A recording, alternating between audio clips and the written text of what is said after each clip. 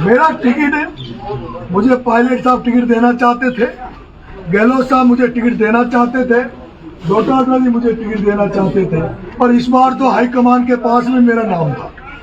लेकिन आज ये सारी बातें मैं आपको इसलिए बता रहा हूँ क्योंकि ये मेरा आज आपके गणेश जी के मंदिर से ये जो यहाँ ये जो बिशनपुर पीछे नदी, बिशनपुर डैम है, ये बिशनपुर नदी है और इस बनास नदी है, बिशनपुर डैम का ये पानी है।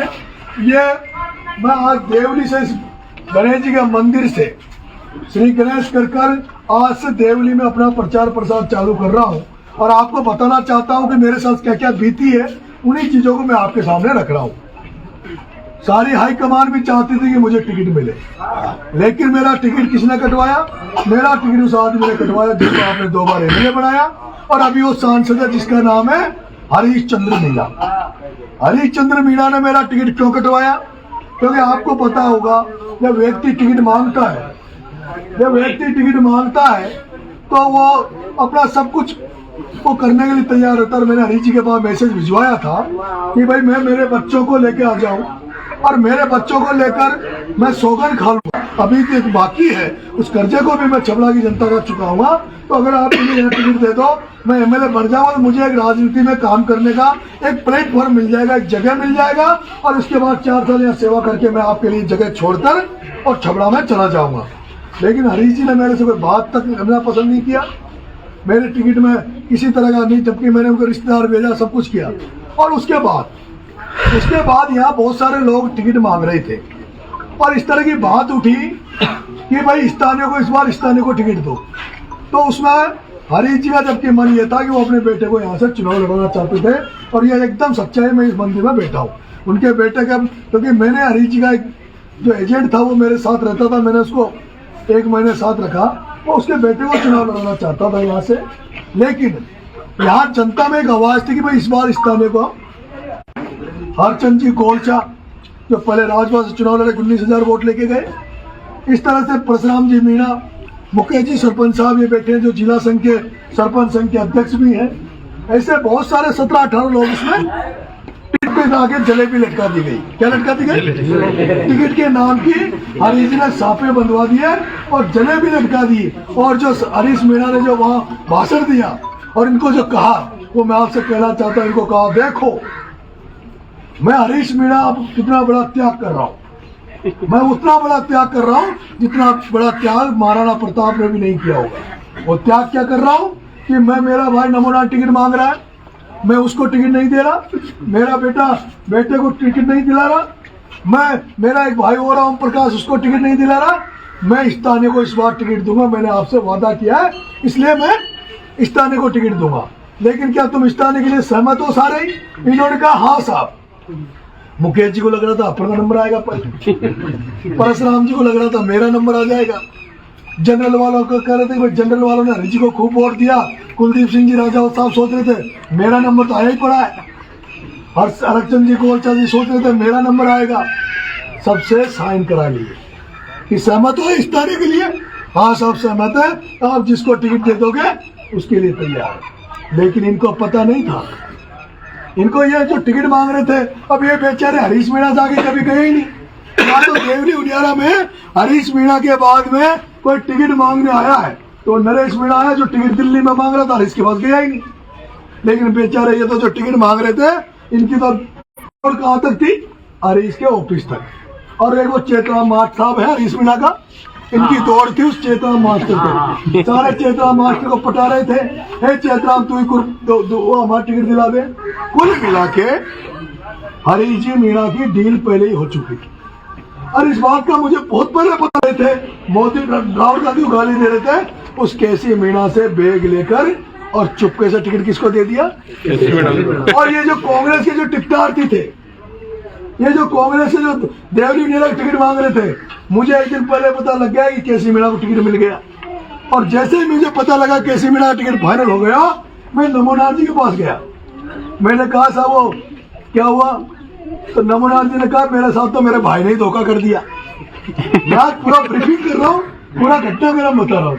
नमोनाथ जी ने कहा मेरे साथ तो मेरे भाई ने टिकट काट दिया। नमोनाथ जी को पता नहीं था कि टिकट किसका हुआ। मैंने कहा कि नमोनाथ जी आदरणीय साहब टिकट तो केसी मीणा को दे दिया। फिर वो तिलमिलाए कि ये मेरा भाई मेरा नहीं हुआ तो किसका होगा। आपने वो सब वीडियो देखा होगा, मैं कोई झूठ नहीं बोलता, वो वीडियो आपके पास आया। फिर साहब मुझे जब यह हो गया, मैंने उसी समय, आपको एक बार ध्यान होगा, मैं टी शर्ट में था और पैंट में था। मैं तो इस तैयारी में था भाई टिकट अपना मिलेगा। जैसे मैं टी शर्ट और पैंट में था, मैंने तुरंत वीडियो जारी किया उसी समय रात को 8 बजे। मैंने कहा कल अलीगढ़ की धरती पर जा रहा हूँ और अलीगढ़ की धरती पर बैठूंगा, टिकट मिलेगा तो वहीं से प्रचार स्टार्ट कर दूंगा, और टिकट अगर नहीं मिला तो वहीं से जनता जनार्दन से पूछूंगा और वो जो फैसला सुनाएगी उसको मैं अमल में लूंगा।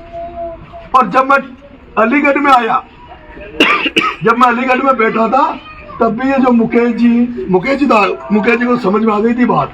बाकी जो लोग बैठे थे, कौन, ये जो परशुराम जी मीणा साहब, हरकचंद जी गोलचा साहब, कुलदीप जी राजा साहब, ये क्या सोच रहे थे, जब तक इन्होंने सबने आदमी रोके कि नरेश की रैली में मत जाना, नरेश की रैली में इनको लग रहा था, हरकचंद जी सोच रहे थे मेरे को मिल गया, ये सारे लोग रोक रहे थे, खुश होकर बैठे थे। और ये क्या सोच रहे थे, नरेश मीणा बहुत बढ़िया कर रहा है, अब तो हरीश मीणा इसको तो टिकट मिलने ही नहीं देगा, अब तो हमारा नाम पक्का है। उसके बाद रात को 12 बजे लिस्ट आ जाती है, ठीक है, रात को 12 बजे लिस्ट आती है, उसमें नाम आता है केसी मीणा जी का। उस केसी मीणा का जो हिंदुस्तान जिंक लिमिटेड में नौकरी कर करोड़ों अरबों रुपए का भ्रष्टाचार कर, क्योंकि ईमानदारी नौकरी करने वाले मैंने बहुत लोग देखे हैं जो तनख्वाह पे काम करते हैं, तनख्वाह पे ईमानदारी से नौकरी करते हैं। कहीं मैंने IAS देखे, कहीं बहुत बड़े अधिकारी देखे हैं जिनके पास बड़ी नौकरी करने के बाद भी घर में कुछ नहीं होता। लेकिन एक हरकचंद, ये केसी मीणा जी आए, ताम जाम देखा होगा आपने, तुरंत प्रभाव से बेग गया, टिकट मिल गया, और टिकट देने वाला वो DG हरिश्चंद्र मीणा, जिसको कांग्रेस पार्टी ने 5 साल DG रखा, कांग्रेस पार्टी ने सबसे लंबा DG रखा, और उस आदमी ने कांग्रेस से DG से रिटायर्ड होते ही सबसे पहले नमोनाथ जी के खिलाफ भारतीय जनता पार्टी से 200 जाकर चुनाव लड़ा, सगे भाई के खिलाफ बीजेपी से 200 से चुनाव लड़ा। फिर जब इसको लगा कि सरकार कांग्रेस की आने वाली है, राजस्थान में सरकार कांग्रेस की आने लगी, तो फिर बीजेपी को ठोकर मारी और देवलियारा में 2018 में फिर यहाँ आकर बैठ गया, और यहाँ से नमोनाथ रामनारायण मीणा का टिकट काट कर सीधा प्लेन से कहा उतरा, देवली की धरती में, और देवली की धरती पर उतरा। 2 बार आपने उसको बना दिया, और अब जो आपके सामने कांग्रेस की हालात ये है, और बीजेपी की हालत क्या है, बीजेपी पार्टी ने जिसको टिकट दिया है वो राजेंद्र जी गुर्जर साहब, राजेंद्र जी गुर्जर पिछली बार बीजेपी से जब कर्नल साहब की उनका विरोध करवाया, और उसके बाद एक दिन प्रचार में नहीं रहा, और जगह पर गुप्त रूप से प्रचार कर और हरीशचंद्र की मदद करी थी। ये पता है ना सबको। वो राजेंद्र मीणा गुर्जर को टिकट दिया गया, जिसने बीजेपी को पिछली बार हराने में सबसे बड़ा योगदान दिया, और हरीश मीणा की मदद करी। और इस बार हरीश मीणा उसका कर्ज चुकाने के लिए, उस राजेंद्र का कर्ज चुकाने के लिए डमी कैंडिडेट यहाँ उतारा है, डमी कैंडिडेट उतारा है, जो केसी मीणा ना तो चुनाव लड़ सकता, ना चुनाव लड़ने का अनुभव है, और ऐसे में राजेंद्र गुर्जर इस बार जीत जाए। फिर हरीश मीणा सोचता है कि जैसे केसी मीणा हार जाएगा, अगली बार मैं कह दूंगा स्थानीय में तो दम है नहीं, स्थानीय में मैंने लड़ा दिया, जीतेगा नहीं, इसलिए फिर हरीश मीणा 2028 में आपके बीच में आ जाएगा, और फिर से यहाँ कहेगा अब तो मैं ही बचा, मुझे MLA बनाओ। लेकिन आपका बेटा नरेश आ गया, वो नरेश जो वंशवाद के खिलाफ लड़ाई लड़ रहा है, वो नरेश जो परिवारवाद के खिलाफ लड़ रहा है, वो नरेश जो धनबल की राजनीति के खिलाफ लड़ रहा है। और इसलिए मैं आपसे कहना चाहता हूँ, प्रमोद जैन भाया से बड़ा धनबल वाला नेता नहीं है, उसके खिलाफ आपका बेटा लड़ा। अगर समझौता करता राजनीति में, अगर अपना जमीन बेच देता, तो प्रमोद जैन भाया से समझौता भी कर सकता था, और 12 से 16 से MLA का टिकट भी ले सकता था। लेकिन आपके बेटे ने, आपके भाई ने राजनीति में रहते हुए जमीन नहीं बेचा, ईमानदारी की राजनीति की। उस प्रमोद जैन भाया की दुकान 12 में बंद कर दी। ये वही नरेश मीणा है जिसने प्रहलाद गुंजल के साथ लगकर कोटम बिरला ने ले रखा है, उसमें नरेश मीणा एक पार्टनरशिप, नरेश मीणा भी पार्टनरशिप ले सकता था। मैं आपसे कहना चाहता हूं, लेकिन नरेश मीणा ने जमीन नहीं बेचा है। और नरेश मीणा वंशवाद परिवारवाद के खिलाफ जो लड़ाई लड़ रहा है, और यही कारण है आज अगर हरीश मीणा नरेश मीणा का दुश्मन है तो वो इसलिए क्योंकि उनको संकट सता रहा है, उनको डर लग रहा है कि हमारी राजनीति खत्म कर देगा, हमारे आने वाले बच्चों की राजनीति खत्म करेगा। आज अगर मुरारी लाल मीणा नरेश मीणा के खिलाफ है, मुरारी लाल मीणा अगर नरेश मीणा के दुश्मन है तो वो इसलिए क्योंकि मुरारी जानता है मेरी तो राजनीति खत्म करेगा ही करेगा। मेरी बेटी जो निहारिका को मैं सांसद एमएलए बनाना चाहता हूँ उसको भी नरेश एमएलए एमपी नहीं बनने देगा। मैंने आपसे इस मंदिर प्रांगण में, इस गणेश जी के महाराज के प्रांगण में मैं आपसे यही कह रहा हूँ कि मैं भी ये चाहता हूँ और आप सब लोग भी यही चाहते हो। जो गंदी राजनीति हो गई, जिस तरह से दिल्ली में अरविंद केजरीवाल ने बीजेपी कांग्रेस को साफ कर एक नई राजनीति दिल्ली में पैदा करी। अरे आप सोचो मेरे भाइयों, सोचो वो जो ममता बनर्जी जो पश्चिम बंगाल में मुख्यमंत्री हुई थी, वो एनएसयूआई की प्रदेश अध्यक्ष थी, लेकिन वहां भी उसको मुकाम मिल सकता था, लेकिन उसने समझौता नहीं किया। उस समय एक प्रणब मुखर्जी हुआ करते थे, वो दबा के रखते थे, और वो ममता बनर्जी सड़क पे निकली, आंदोलन किया, छात्र राजनीति से निकलकर और पश्चिम बंगाल की मुख्यमंत्री जा बन बैठी।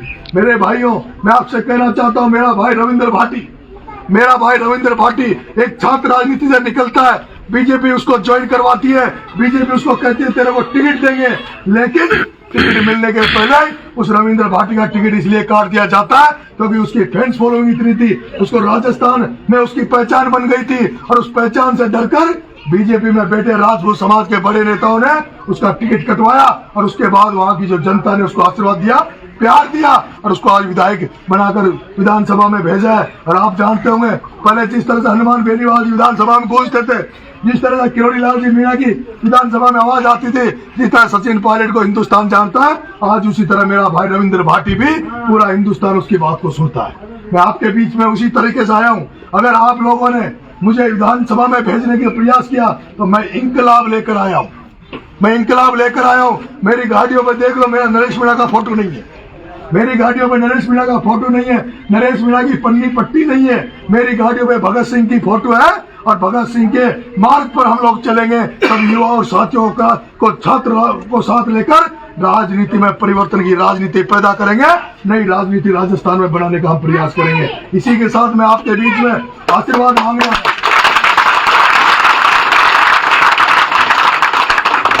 इसी के साथ मैं आपसे आशीर्वाद मांगने आया हूँ। उनियारा की जनता ने तो जिस तरह से भरपूर मुझे आशीर्वाद दिया है, उनियारा की जनता ने जिस तरह से भरपूर मुझे आशीर्वाद दिया है, जिस तरह से प्यार मुझे दिया है, वो तो आपने सबने सोशल मीडिया पे देख लिया होगा। आज से शुरुआत मैं देवली उनियारा में कर रहा हूँ, और मैं सोचता हूँ देवली उनियारा का सर्व समाज नरेश मीणा को आशीर्वाद देगा। और जो देवली में मैं जो यहाँ आया हूँ, तो आज मुझे पता लगा कल यहाँ लक्ष्मी पूजन थी, कल देवली में सब लोग हम दिवाली का पर्व मना रहे थे, कल लक्ष्मी पूजन का पूजन कर रहे थे, और कल यहाँ पर पूजन भी हमने अंधेरे में किया है। देवली की जनता ने, पूरी देवली के नागरिकों ने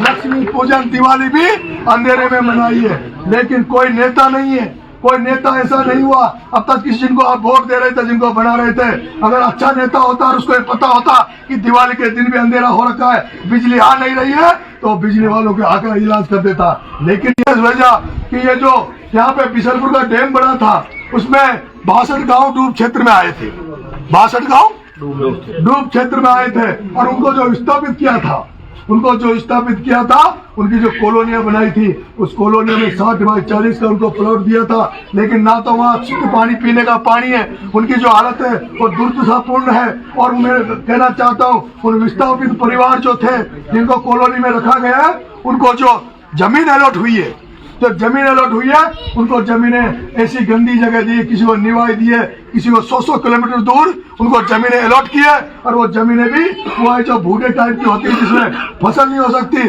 वो जो 62 गाँव यहाँ थे, वो जो बिशनपुर की डूब क्षेत्र में 62 गाँव थे, उस जमाने में उनके यहाँ 25,000 रुपए बीघा की मिर्ची होती थी। कितनी? 25,000 रुपए बीघा की तो मिर्ची होती थी, और उनको मुआवजा उस समय दिया गया था मात्र 18,000 रुपए बीघा का। ये सही बात है, उनको मुआवजा दिया गया था 18,000 रुपए उनका। मैं आपसे कहना चाहता हूँ, बीजेपी कांग्रेस के लोग आते हैं, बीजेपी वाले टिकट लेकर आते हैं, बीजेपी वाले नेता उनका प्रचार करते हैं, मंडल अध्यक्ष, जिला अध्यक्ष, फलाना अध्यक्ष, उनका प्रचार करते हैं। कांग्रेस वाला नेता था, कांग्रेस वाले नील लगा के धोरे कुर्ते पजामे पहनकर दिन भर चाय की थड़ियों में बैठे रहते, दलालियां करते रहते तहसील थाने और कचहरी के नाम पर। और वो लोग जैसे ही चुनाव आता है, जैसे ही चुनाव आता है, जैसे मेंढक टर करके बरसात में आ जाते हैं, चुनाव आते ही वो नील लगाकर वो दलाल जो वो पार्टियों की नेतागिरी करते हैं, थड़ियों में चाय पीते रहते हैं, लोगों को काटते रहते हैं, लोगों की जेब को काटते रहते हैं। जैसे ही चुनाव आता है उनको कमाई का साधन मिल जाता है, उनके मजे हो जाते हैं। अभी तो उनके मजे हो गए होंगे, कोई बीजेपी की गाड़ी लेके घूम रहा होगा, कोई कांग्रेस की गाड़ी लेके घूम रहा होगा, गाँव में कह रहा होगा देखो एमएलए साहब ने मुझे गाड़ी भेजी है, मैं कितना बड़ा अधिकारी नेता हूँ। और गांव में जो डोलते छोटे मोटे वो क्या कहते हैं, देखो मेरे लिए स्पेशल गाड़ी भेजी है कैंडिडेट ने, मेरी पहचान कैंडिडेट तक है। और वही लोग आपके बीच में आते हैं। और मैं कहना चाहता हूँ जब ये बीजेपी कांग्रेस के लोग जब एमएलए बन जाते हैं, बीजेपी वाला एमएलए बन जाता है तो उन्हीं का काम करता है जो बीजेपी का इनके साथ घूमते हैं। कांग्रेस का नेता बन जाए वो कांग्रेस का काम कर देगा, लेकिन मैं जनता के बीच में आया हूँ, जनता का आशीर्वाद लेने आया हूँ। आपका बेटा अगर एमएलए बन गया, आपका एमएलए बन गया, मेरे पास कोई नील लगाने वाले और थलियों पे बैठे वाले नहीं है। मेरे साथ तो ये स्टूडेंट है, स्मार्ट बच्चे हैं, ये जो सुंदर सुंदर लड़के हैं, ये मेरा प्रचार कर रहे हैं। मेरी टीम तो हुआ है, आपने देखा होगा अभी बांग्लादेश में कुछ छात्रों ने, युवाओं ने मिलकर वहां की जो शेख हसीना तानाशाह हो गई थी, उस तानाशाह प्रधानमंत्री का भी तख्ता पलट कर दिया था। और मैं मान रहा हूँ कि देवली उनियारा के जो छात्र है, ये देवली उनियारा का जो युवा है, जो पढ़ा लिखा युवा है, जो जागरूक युवा है, जो चाहता है, ये जो ढर्रे की राजनीति चल रही है, ये पुराने ढर्रे का जो सिस्टम चल रहा है उसको बदल कर ये देवली उनियारा का युवा नई राजनीति पैदा करेगा। जो ऐसी राजनीति होगी जिसमें सब लोगों को मान्य होगा, सर्व समाज की उसमें इज्जत होगी, सम्मान होगा, मान होगा, और जहाँ सब लोगों को लगेगा कि हमारा बेटा चुनाव लड़ रहा है। मैं जब एमएलए बन जाऊंगा, एक भी परिवार को, एक भी घर को, एक भी व्यक्ति को ये नहीं लगेगा कि ये नेता बन गया, सबको ये लगेगा कि हमारा बेटा एमएलए। आप सब लोग जो आज यहाँ आए हो और सब लोग मेरी टीम के मेंबर हो, मेरे साथी हो। मैंने अभी कुछ गाइड किया था मेरे साथियों को कार्यालय पे, मैं फिर से एक बार गाइड कर रहा हूँ, मैं निवेदन कर रहा हूँ, वोट ज्यादा से ज्यादा वोटिंग करवाना, सोबर बनकर वोट मांगना, क्योंकि चुनाव बन चुका है, आपका भाई चुनाव जीत रहा है, आपका भाई चुनाव जीत रहा है। लेकिन अब केवल षड्यंत्र करके ही मुझे हरा सकते हैं, और ये षड्यंत्र कुछ भी कर सकते हैं।